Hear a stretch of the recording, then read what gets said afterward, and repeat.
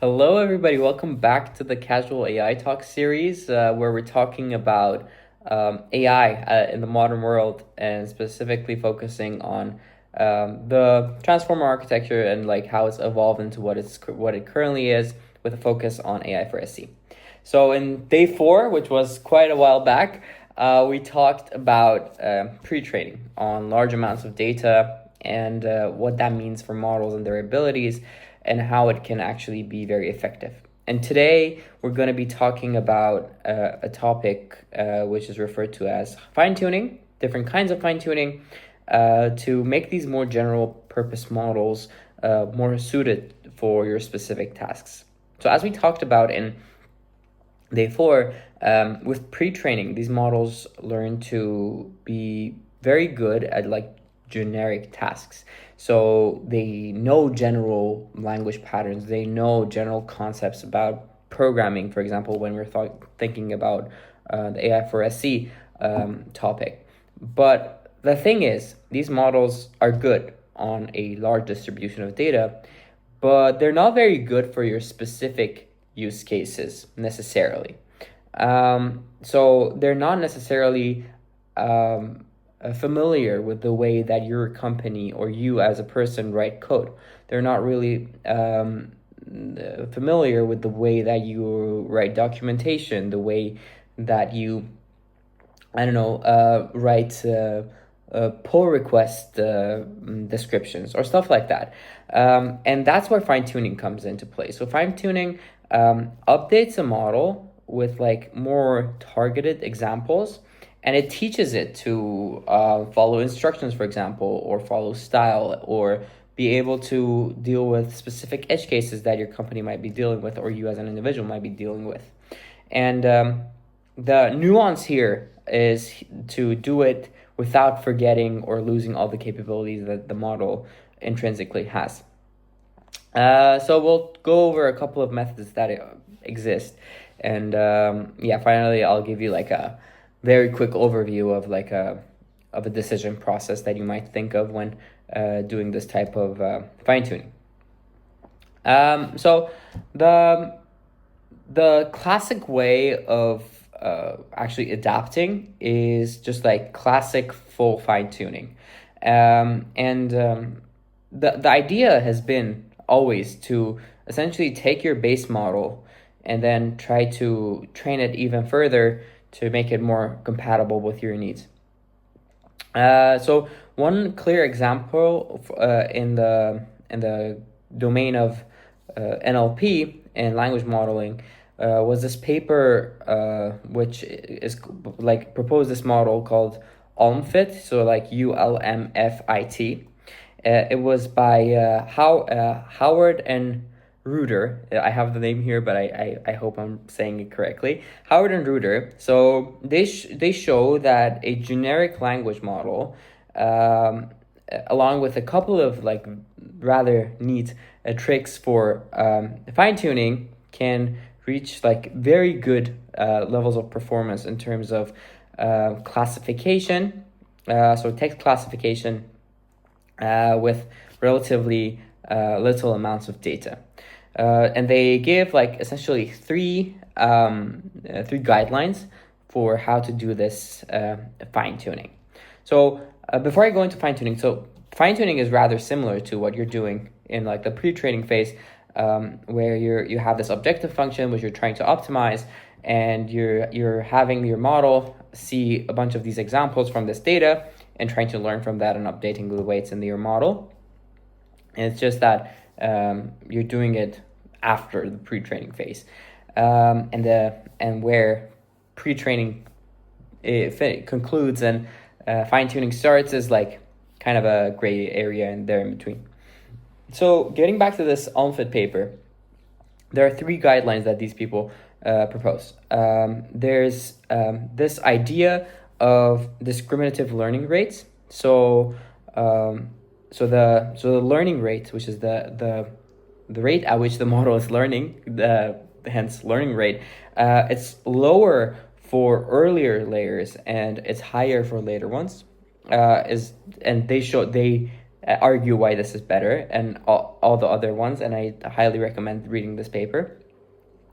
There's this idea which they call slanted triangular learning rates, which means that you have a warm-up and cool-down phase for your learning rates. And there's this idea of gradual unfreezing, which means so you unlock layers for fine-tuning from top to bottom in order to combat the problem of catastrophic forgetting, which is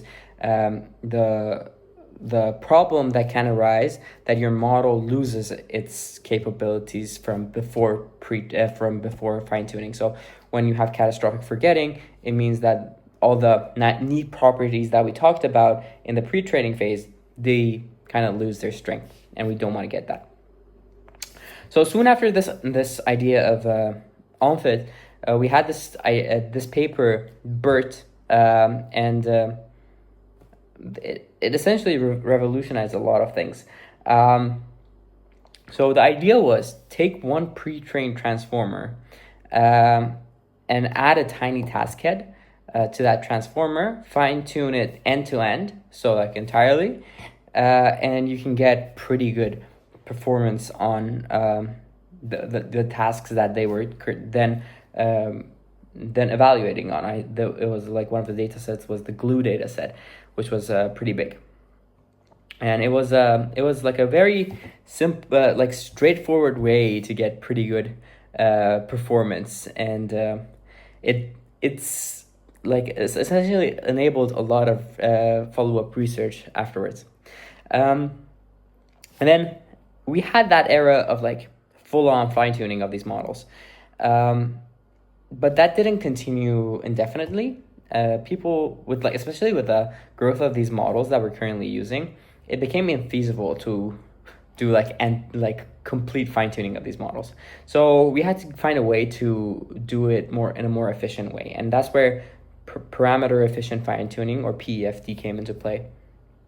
So instead of updating every single weight in your model, you would keep the backbone frozen and learn a set of essentially the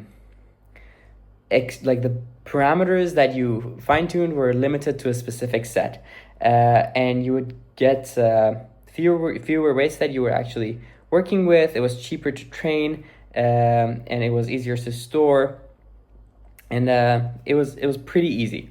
And then what happens afterwards, there's this whole emergence of this idea of minimal parameter adaptations of these models, and we get into the idea of adapters. And adapters are essentially like small bottleneck layers in your models. And so in each of your transformer blocks, and during your training, you train only these adapters. You're not touching the weights that your model internally has. You're only training these additional set of parameters, and the idea is that these additional parameters, which is like a very small amount of parameters compared to the entire model, will help the model in terms of performance. And the original paper that proposed this, the original papers that proposed this, show this. And so building on top of this, you have a whole set of different techniques that come into play.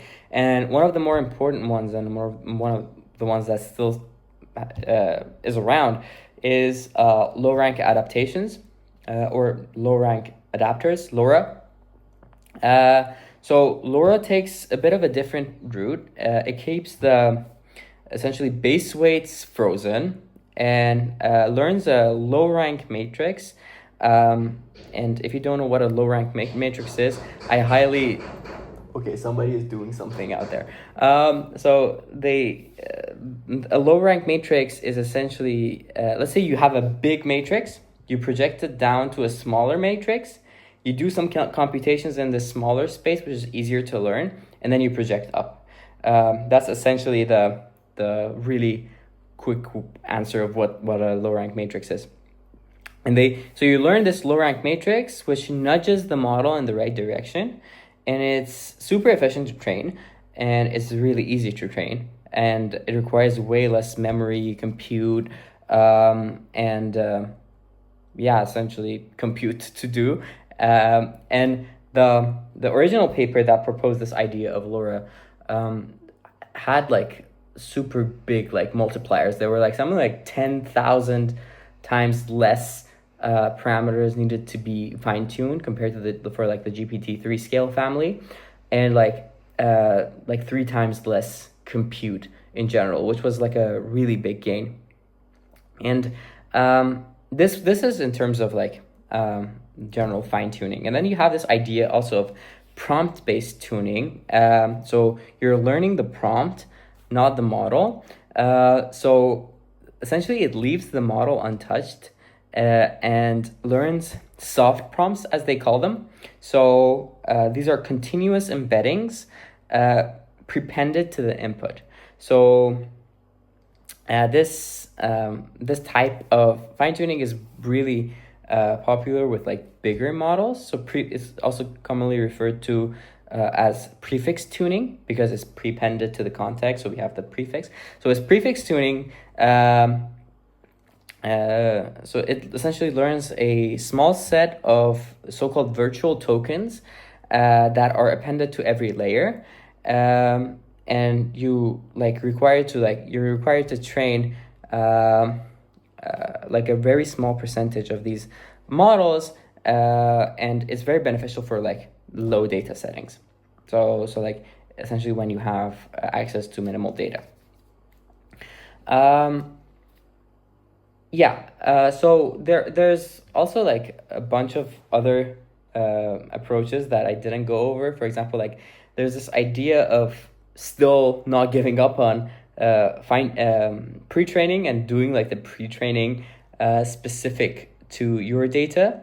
And I think today I'm gonna include like one or two more papers than usual with like resources about this. So there's this idea of pre-training on in-domain text and like pre-training on like unlabeled corpuses of data that are specific to your task, and that's also been shown to have pretty good effects, and that would be baked into the pre-training process, but that's not necessarily usable by everybody, and that's not applicable for everybody. So let me give you a quick run through of like the decision process.